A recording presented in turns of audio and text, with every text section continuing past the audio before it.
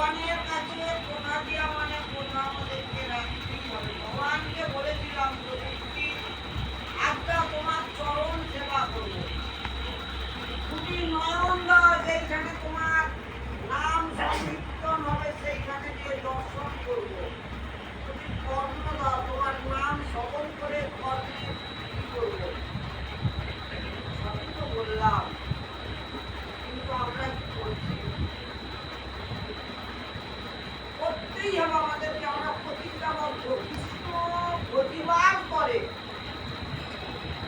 সংসারে আইলাম, নিচে মায়ায় বদ্ধ হয়ে বৃক্ষ সম হলাম। আমরা নিচে মায়ায় পড়ে গাছের মতো হয়ে গেলাম। গাছ কি পারে ভগবানকে সেবা দিতে? পারে না। কিন্তু আমরা মানব জন্ম পেয়েছি, দুর্লভ জন্ম। এই জন্মকে অবহেলা করতে চলবে না। তাই প্রত্যেককে বলছি আমি, যে যেমনে পারো, যতটুকু পারো ভগবানের চরণ সেবা করো। নিজের মঙ্গল, নিজের সংসারের মঙ্গল। দক্ষ সাবর্তী নামে